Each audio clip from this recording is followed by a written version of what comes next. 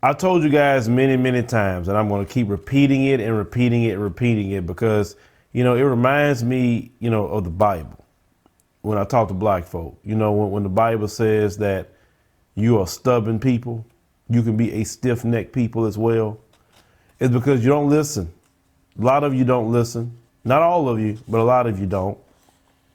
When I talk about these stories about the kids in schools and how our children aren't culturally being taught anything, our children are being put in situations where they can be abused mentally and physically.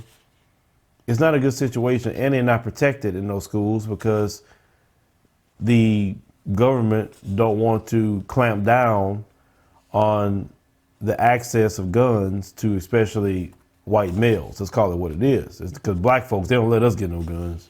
I mean, the moment we start buying guns, the ATF showing up at our house, talking about what y'all buying all them guns for, what you about to do. You know what I'm saying? So they had a Missouri school teacher says that they had a significant remorse over a social studies lesson, asking students what would they charge for slaves, according to a principal in a suburban St. Louis school. So Blvd Elementary School principal Jeremy Booker said that it was culturally insensitive assignment that put a 5th grade lesson about market prices in colonial America. Now let's put this up. So as you can see, this is the actual part of the assignment. It says you own a plantation or farm and therefore need more workers. You begin to get involved in the slave trade industry and have slaves work on your farm. Yeah, because, back in that time period, those people were hella lazy. That's why they needed Africans to do all the work for them. That's what you should have put on there. You say they were so lazy that they could not work their own farms, so they went and got Africans to do it. So you should put that on there. It say your product is, to trade is slaves. Set your price for a slave, it said blank. These will be worth a lot. You may trade for any items you'd like. Yeah, and that's what they're teaching in school. So our black children have to be reading this and do this assignment. The principal said it was outraged parents that alerted him to the assignment. And they said the rest of the assignment, they say it was posted online, focused on trading other commodities like grain, lumber, fish, turpentine. And it was also featured a section asking students to reflect and give their thoughts on a free market economy. Now, many parents was pissed off, and rightfully so. They keep saying we need immediate implicit bias, cultural difference training. That doesn't work. It doesn't work at all. It does not work. And a lot of times I know you're not serious about those trainings because if you really want to teach cultural bias training and all that, then you need people of every group to teach it. It means like this. You need black people to teach you why certain things isn't right for black people. You need Hispanic people to teach you about their group, Asian people, and walk down the line. You can't have one person. A lot of times what I see is white people trying to teach implicit bias training. How could you even relate to some of these things that they're saying? You can relate on the guys of it's wrong, but you can't relate to how deep it goes with some of that. That's why I know a lot of times they're not serious, and you give them that training, they still go do it. The police get the same training, and look what the police do to black people. So that cultural training, implicit bias training don't work. That's just giving people a free paycheck. But my thing is this. Now, this is a problem. In the city of Melville, that's where this is at, Melville, Missouri, the population is less than 5% African American. That's a problem. I always told black people, don't you ever stay in a city where your population is that low. And don't stay in the city where, and I'm going to just be upfront with it, and I have to be because this is what I've seen. If the population is 90+% Caucasian, don't stay there either. I'm just being real with you because you're going to have more of racism in those areas from what I've seen over the years doing news stories. When you have a higher population of black people or more of an even population of everybody, you don't have as much problems. That's just what I noticed. But if you have that, it's way too much them, not enough black folks, it's going to be definitely a lot of problems. That's why I understand you brothers that be up there. Well, I understand why some of y'all up there.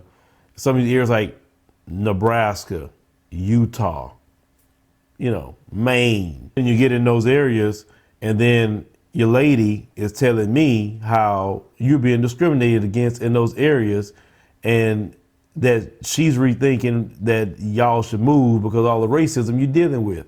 And I'm saying this because I've had a few white women over the years had a black husbands or boyfriends move up to those areas, and they caught much hell.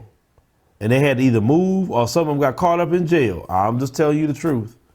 Everything that I'm talking about is years of experience of talking to even white people about some of the things that I'm saying. Now, I don't just come from a perspective of talking out of my neck, and I've only been around black folks. I'm a brother that will go around everybody and collect evidence from everybody so I can bring you what I'm saying. I will talk to anybody. I don't care what political spectrum. I don't care what you believe. I can talk to anybody and have a conversation with you and ask you relevant questions to educate me, because I'm always looking to be educated. And based off of what other white people have told me, that's not a good move.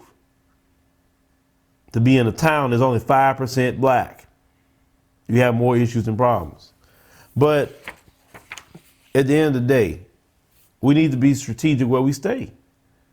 I don't understand black people. Like we complain about racism and complain about the issues, but we don't be strategic. We don't say, let me go stay in a town, in an area where I have a little bit more people that look like me. And that way we have any issues and problems, we can kind of super cop up a little bit in larger numbers. We can't be places that's 1% to 2% black or 5% black. You need to come to the South, get in the major cities where there's more of us at. That is a good way to start. Those of you talking about politics, how you gonna be in some politics in United cities where black people are at? So you can push black agendas or be on the city council, be the mayor, be on the school board, be on the different things that you want to be on. Because if you're in those towns that you don't have enough people, you got to play other people's agenda to get on there. Then you're going to be some black face pushing their agenda. But nobody wants to talk about that.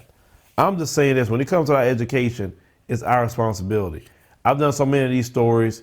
It's annoying to me. It's really annoying to me to keep reporting this, but I have to do this for the people that maybe just coming here, or for the people that maybe just need that last little push, and the people that's just kind of really thinking about it. That's the people I have to continue to think that I'm reaching out to at this point, because the evidence is just so much there about why our children in these schools. And then on our other channel, the African Diaspora News Insider channel, because I post on this channel right here, African Diaspora News channel, African Diaspora News Insider. I post 5 videos a day. So 3 here, 2 over there. Okay. And then I even post on our entertainment news channel now called the Phillip Show. I post 2 there. I post about 7 videos a day. And what I'm saying is I got another story to post about schools on the other channel. So make sure you go check that out as well. But I'm just so sick and tired about children dealing with this. Our children didn't ask for this. Our children asked just to be protected, to be taken care of, to be loved. That's what they asked for. That's it. They didn't ask for nothing else no other child's asking for. And I'm so sick of our children being psychologically damaged, our children's, make it to feel different about their hair, everything else. And then if we just sit here and complain about it, we need to do something about it. And we can do something about it. It's in our hands to do. But we still will send our children to schools, and you complain about the teachers in schools and they don't hire black teachers, but yet you still give your children over there. We got to do something different coming in this next decade. But leave me a comment, let me know what you think about this particular story. Like I say, it's sad. It's very, very sad, for 5th grade children to deal with this. And, when I do these stories, I thank God every day. I thank God every day that my child does not go to any of those schools, that my child is in a school ran by black people, black teachers. I don't have to deal with no racism, don't have to deal with no race soldiers. I'm happy about that. You know, even one of our subscribers, you know, they, you know, child attend, you know, the school and everything, you know, now. So, and they're happy, you know. So my thing is, I just wish that we all, you know, will get together and expound on the schools that we already have. And sometimes we have schools already established. We can just get together like some GoFundMe or whatever and put a bunch of money into the schools already established so they can grow and take in more kids. I mean, I believe that's the route we should go. We don't have to create sometime more schools, just support the schools that we have that's working out real good for our kids and go from there.